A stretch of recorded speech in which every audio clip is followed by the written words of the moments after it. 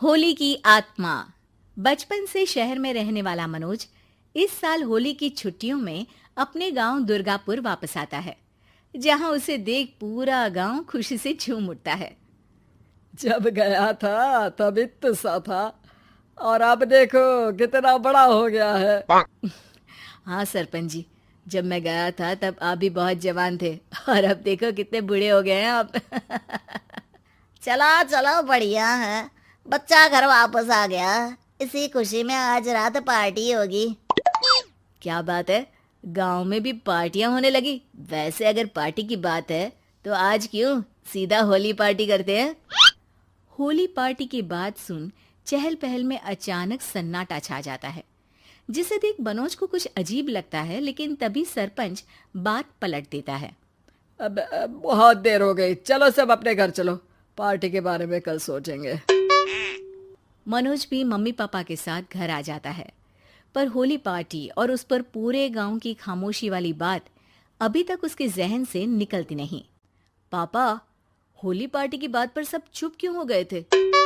अरे होगी उनकी कोई अपनी बात। मुझे गांव की पंचायती थोड़ी पता है। थक गया हूँ, चलो सो जाते हैं, कल बात करते हैं।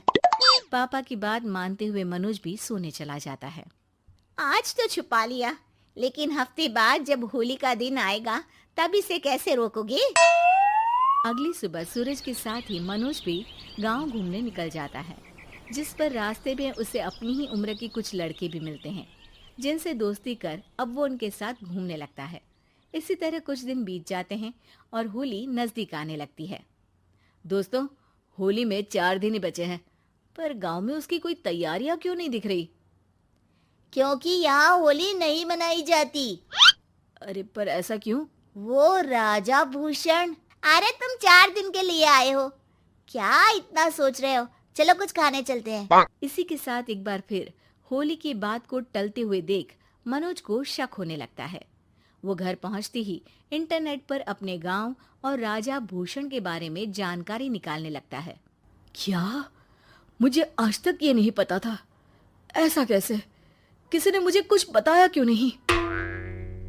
सारी जानकारी लेने के बाद मनोज गांव वालों या अपने मम्मी पापा से कुछ पूछे बिना खुद ही उसकी सच्चाई के बारे में छानबीन करने लगता है, जिसके चलते वो राजा भूषण की हवेली में पहुंचता है। वाह, क्या हवेली है यार। पर क्या यहाँ सच में कोई भूत है? हेलो भूत जी, कोई है क्या? हम इस साल गांव में होली सेलिब्रेट कर रहे हैं, क्या आप उस पर थोड़ा इंटरव्यू देंगे? मनोज के ऐसा बोलते ही गांव में तूफान उठ जाता है और हवेली में रखी सारी चीजें हिलने लगती है। एक अदृश्य शक्ति मनोज को धक्का देकर हवेली से बाहर निकाल दरवाजा बंद कर लेती है। ये सब देख मनोज हैरान रह जाता है। क्या अभी मुझे हवा ने धक्का देकर बाहर निकाल दिया? मेरे होते हुए इस गांव में कभी होली नहीं मन सकती, इसलिए दोबारा ऐसी कोशिश भी मत करना, अंजाम बुरा होगा।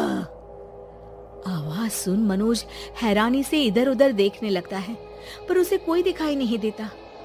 वो गांव वापस आ जाता है, जहां तूफान की वजह से सब कुछ तहस महस हो चुका होता है।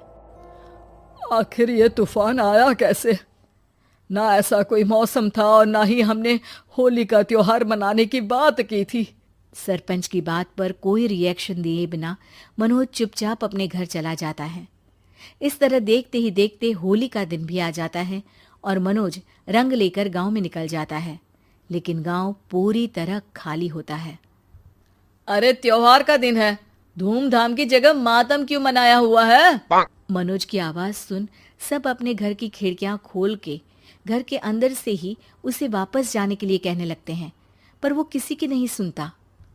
तुझे पहले भी समझाया था, अगर होली खेलने की कोशिश भी की तो अच्छा नहीं होगा। अरे बात मान लो बेटा, तुम्हें सच नहीं पता। मुझे सब पता है। सालों पहले इस राजा ने एक अंधविश्वास फैलाया और आप लोग आज तक उसे मानते आ रहे हो। अरे बेटा, जब तुम पैदा भी नहीं हुए थे उससे भी बहुत पहले से इस गांव पर होली का श्राप है। अगर गांव में होली का त्योहार मनाया जाता है तो प्रलय आना पक्की बात होती है। राजा भूषण इस सब में नहीं मानते थे और त्योहार मनाने लगे, जिसके चलते होली वाले ही दिन पहले उनके बेटे की और फिर उनकी मृत्यु हो गई। तभी से गांव की रक्षा के लिए उनकी आत्मा उस हवेली में रह रही है। सबकी बातें सुन मनोज उलझन में पड़ जाता है। सोचना भी मत मनोज, अगर तुमने इस परंपरा को तोड़ने की कोशिश भी की तो उसका परिणाम इस गांव और गांव के लोगों के लिए अच्छा नहीं होगा। मुझे भी यकीन नहीं हो रहा कि आप लोग एक बेतुकी बात को मानकर सालों से रंगों के त्योहार को मातम की तरह मनाते आ रहे हो। मनोज किसी की कोई बात ना मानते हुए पूरे गांव में रंग बिखेर देता है, जिसके तुरंत बाद वहां तूफान के साथ बिजलियां गरजने लगती है। अचानक मौसम में ऐसा बदलाव देख जहां मनोज कंफ्यूजन में आ जाता है, वहीं गांव वाले डर से सहम जाते हैं।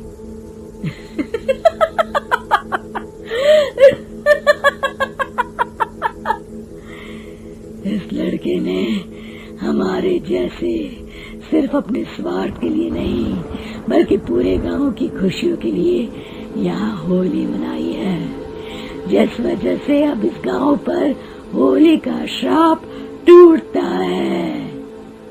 ऐसा बोलकर राजा का भूत वहां से गायब हो जाता है, जिसके बाद गांव के लोग धूमधाम से होली मनाते हैं। खुशियों के रंग गांव में बिखरे ही होते हैं कि अगली सुबह अचानक मनोज कहीं गायब हो जाता है और एक बार फिर गांव में होली का नया राज शुरू हो जाता है।